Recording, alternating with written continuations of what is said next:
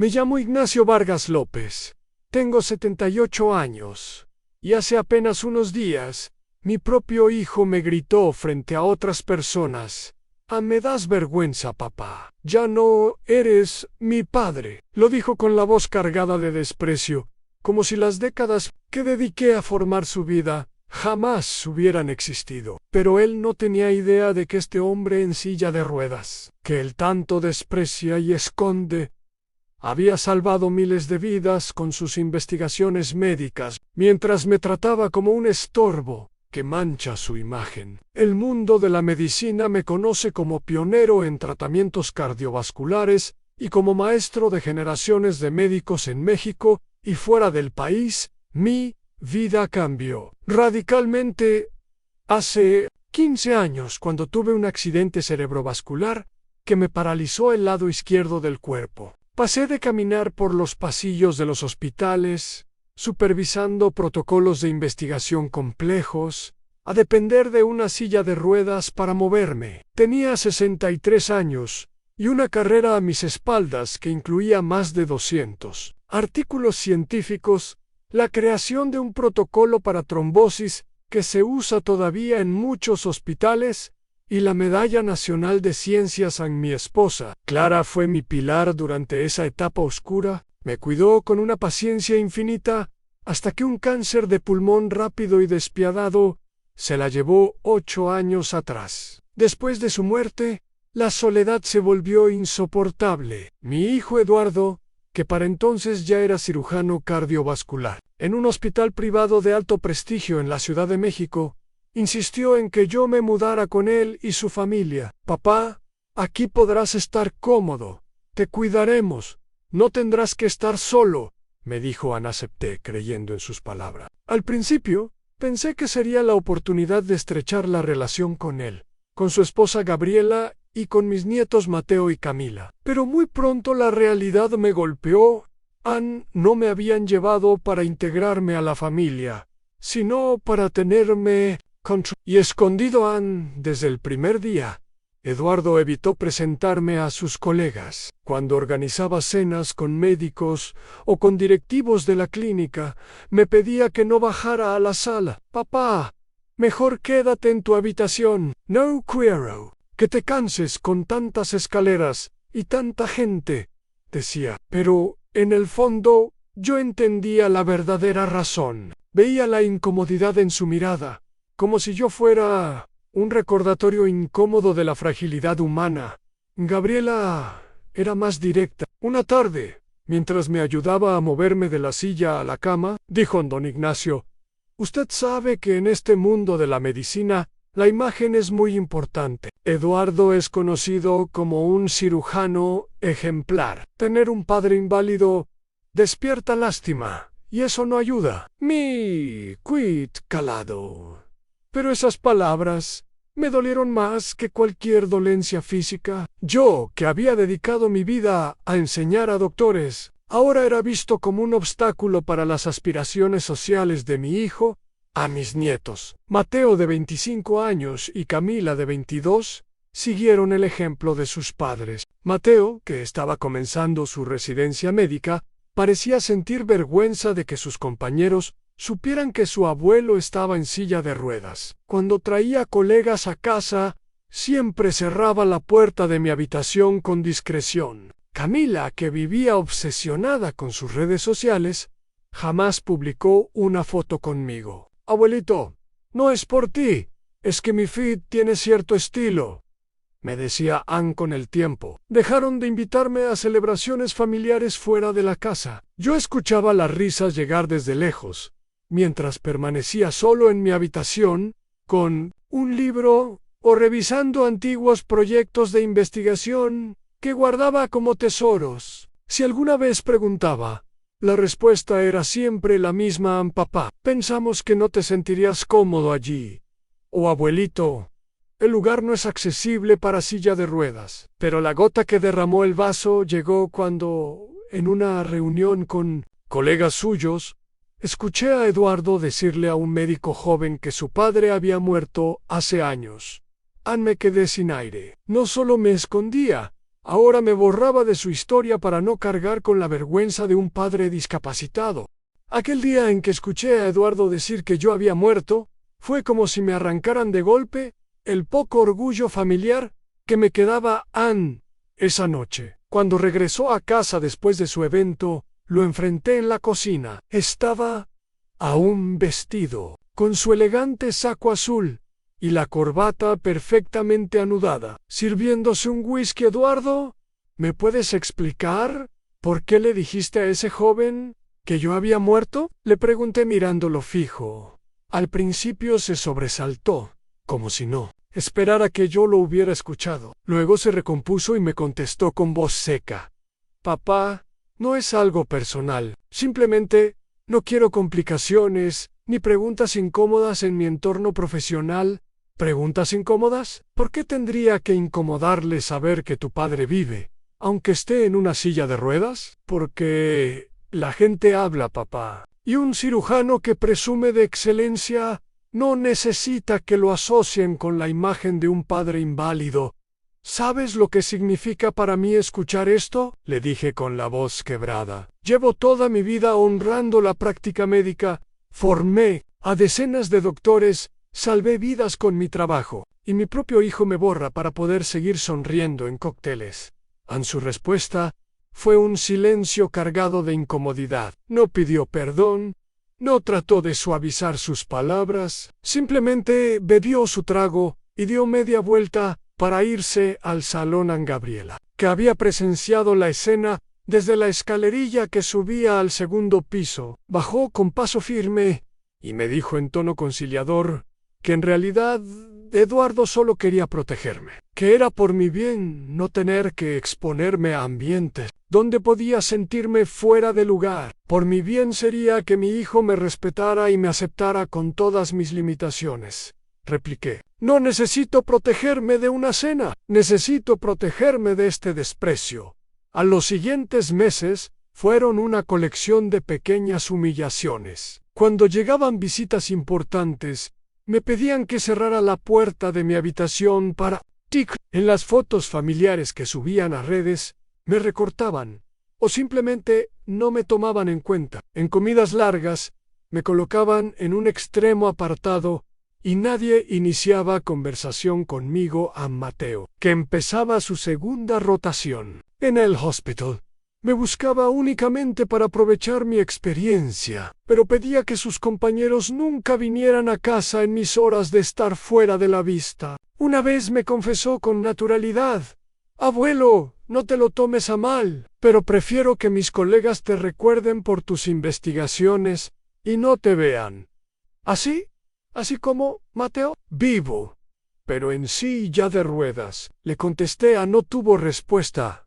Camila, por su parte, evitaba incluso que sus amigas supieran de mi existencia. Abuelito, no es necesario que hables conmigo cuando estamos en la sala con mis visitas. Ellas no entienden esas historias médicas de antes, y no quiero que pongas caras tristes contando que ya no puedes caminar. Me convertí en un fantasma dentro de mi propio hogar.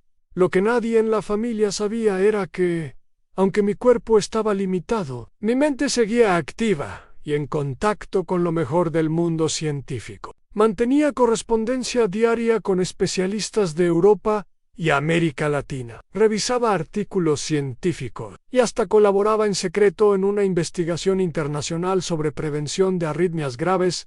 En uno de esos días recibí un correo del presidente de la Sociedad Mundial de Cardiología invitándome a dar una conferencia magistral virtual en el Congreso Internacional que se realizaría en Ciudad de México. Era un reconocimiento de altísimo nivel, respondí aceptando, pero con una condición: en que la sesión fuera pública y transmitida para que todo un médico, estudiante y persona interesada pudiera verla. En mi mente ya se estaba gestando la idea de terminar con años de humillación de una vez por todas. La situación familiar llegó a su punto más bajo. Un mes antes de aquel congreso, Eduardo organizó la cena de gala para celebrar sus 20 años de cirujano, con presencia de autoridades de salud, patrocinadores y medios. Una semana antes se acercó a mi habitación y me dijo sin rodeos: «Papá,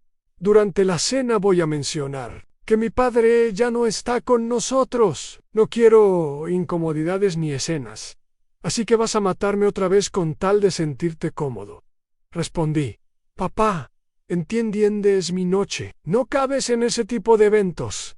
Ese fue el último empujón que necesitaba mi decisión. Llegó el día del Congreso Internacional de Cardiología. Era un evento enorme, con médicos de todos los continentes y medios de comunicación especializados pendientes de cada conferencia. Yo estaba en mi estudio, frente a mi computadora, con la cámara y el micrófono listos. El presidente de la Sociedad Mundial de Cardiología me presentó con palabras que aquí en casa nadie me había dicho jamás.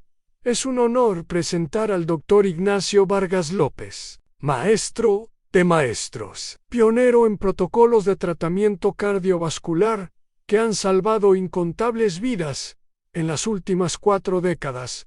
Mientras escuchaba, imaginé las caras de Eduardo, Gabriela, Mateo y Camila si lo estaban viendo, aunque fuera por casualidad, estimados colegas. Comencé. Esta conferencia debía ser para actualizar avances en la prevención de arritmias graves. Pero hoy, además de ciencia, traigo una verdad personal que quizá pueda servir de lección. Pasé 15 minutos compartiendo mi investigación más reciente y respondiendo preguntas técnicas. Todos me trataban con respeto, con admiración, con genuina curiosidad. Nada que ver con la indiferencia de mi casa.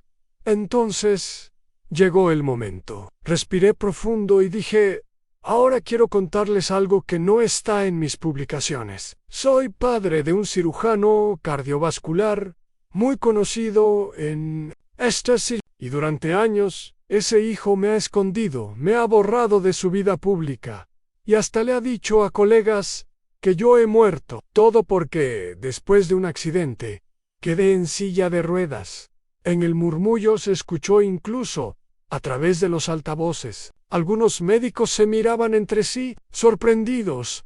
A mi hijo, continué, le da vergüenza que su padre, a quien debe parte de su formación, sea un discapacitado. Ha preferido negar mi existencia antes que aceptar mi condición. Pero aquí me ven, vivo, lúcido, con la misma mente y la misma pasión que hace 50 años mostré en pantalla, fotos de mi etapa como investigador, recortes de prensa, cartas de agradecimiento de pacientes y familias, y reconocimientos oficiales. Esta es la persona que consideran una vergüenza, dije mirando a la cámara. Y está bien que lo sepan. A veces el desprecio y la ingratitud vienen de donde menos lo esperas. El presidente del Congreso tomó la palabra: doctor Vargas, la comunidad médica lo respeta profundamente. Lo que usted ha hecho por la cardiología y por México no puede ser borrado por nadie. El aplauso fue ensordecedor y duró varios minutos. Más tarde me enteré de que Eduardo estaba en la sala principal del Congreso. No sabía que yo era el conferencista. Colegas lo reconocieron y lo increparon ahí mismo. Así que este gran hombre es tu padre y decías que había muerto. ¡Qué vergüenza! Eduardo, en esa misma noche, cuando llegó a casa, entró a mi habitación sin tocar. Tenía el rostro desencajado. «Pa, me humillaste frente a todos». «No, hijo», le contesté con calma.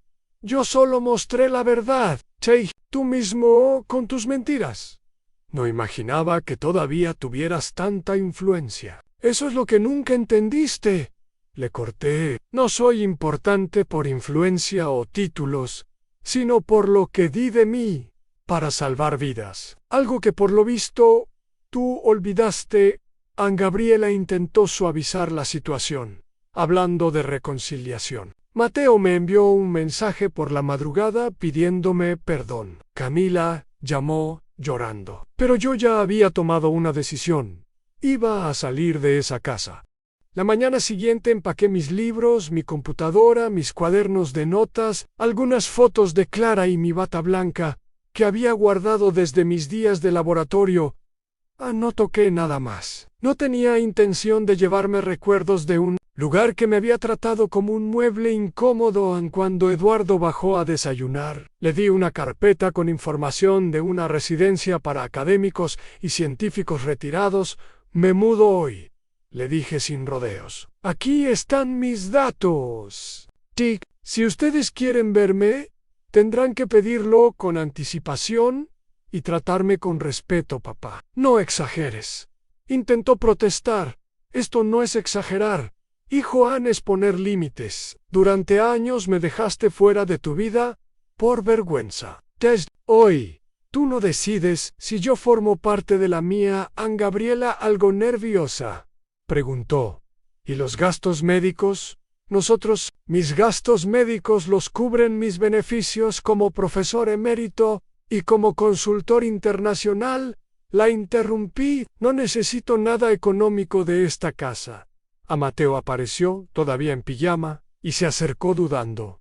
Abuelo, lo siento. De verdad, Mateo. Yo no guardo rencor, pero no olvido. La próxima vez que digas que alguien es tu referente en medicina, que sea porque lo respetas estando presente.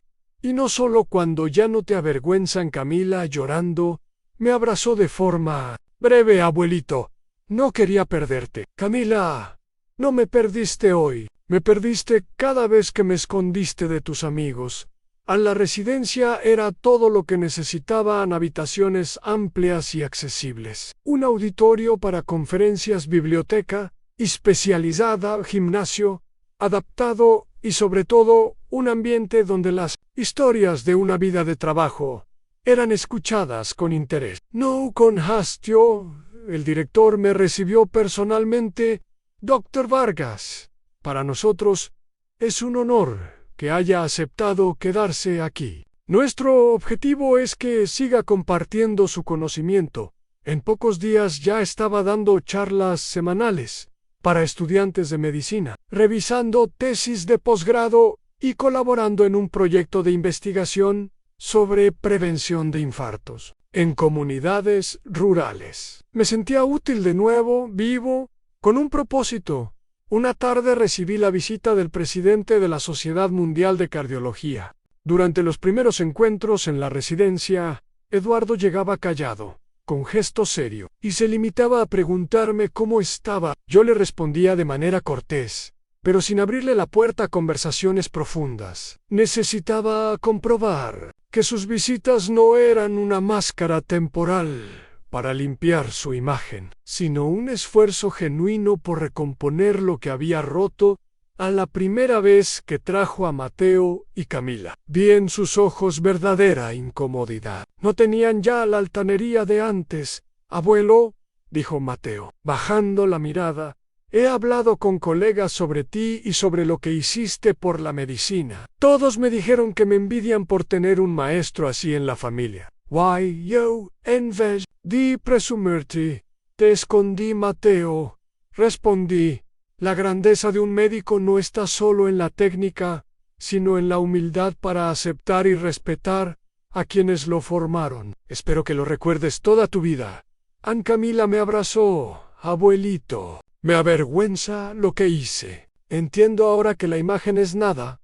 Si pierdes el respeto por tu familia, les conté que en mis primeros años de médico, mi mayor orgullo no eran los títulos, sino poder presentar con orgullo a mis padres delante de cualquier persona, incluso cuando sus ropas eran modestas o sus manos estaban gastadas del trabajo, porque su dignidad era también la mía, concluí, y eso es lo que ustedes deben aprender si quieren recuperar mi confianza con el tiempo.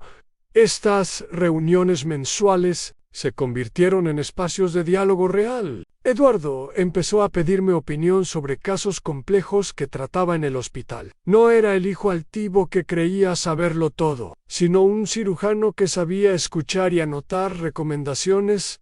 Un día llegó con una carpeta y me dijo: «Papá, quiero que seas coautor en una investigación que estamos preparando sobre un nuevo método de bypass mínimamente invasivo. Nadie tiene tu experiencia para revisar la parte histórica y técnica». Acepté, pero con una condición. que en cada presentación se mencionara claramente mi nombre y mi trayectoria, sin ocultar mi condición física. Eduardo aceptó sin titubear. El artículo fue publicado en una revista médica internacional y citó no solo mi trabajo, sino también mi papel como mentor en la formación de nuevos especialistas. Esa exposición ayudó a que muchos recuperaran la imagen real de quién soy, más allá de la silla de ruedas. Mientras tanto, la residencia se convirtió en un centro de aprendizaje intergeneracional. Mis charlas sobre ética médica y respeto hacia los mayores comenzaron a transmitirse en línea, y cientos de estudiantes de distintas partes del país participaban en ellas. En una de esas charlas, Eduardo, Mateo y Camila se sentaron en primera fila. Hablé sin mirarles, porque quería que el mensaje fuera para todos. El respeto no se negocia, ni se concede como un favor. El respeto es una obligación moral hacia quienes, con sus aciertos y errores, nos abrieron el camino, y cuando una familia olvida esto, se condena a perder lo más valioso en la confianza. Al final, Eduardo se levantó y ante todos dijo: ese hombre en silla de ruedas es mi padre. No solo me dio la vida, me dio también el ejemplo profesional, que un día traicioné por vergüenza. Hoy puedo decir que me arrepiento, y estoy aprendiendo a ser digno de su apellido An hoy. 3 años después de aquella conferencia que expuso la verdad, las heridas no han desaparecido del todo, pero han sanado lo suficiente para que podamos compartir una mesa sin máscaras ni silencios incómodos. Eduardo me presenta en público con orgullo, Mateo me cita en sus estudios como referencia, y Camila ayuda como voluntaria en programas de rehabilitación para personas con discapacidad. Sigo viviendo en la residencia, porque aquí encontré paz y propósito, y cada vez que entro al auditorio y veo a jóvenes ansiosos por aprender, recuerdo que la verdadera fama no es salir en revistas o recibir premios, sino influir para bien en las vidas de los demás. Clara, desde donde esté, seguramente sonríe al ver que, aunque el camino fue doloroso, logré algo más importante que un reconocimiento científico en enseñar a mi propia familia y a muchos más, que la dignidad no se rinde y que la vergüenza nunca debe vencer al amor en sí. ¿Escucharon hasta aquí? Cuéntenme en los comentarios, ¿habrían defendido a su padre aunque estuviera en silla de ruedas? Suscríbanse y den like si creen que ninguna condición física justifica avergonzarse de tu propia familia.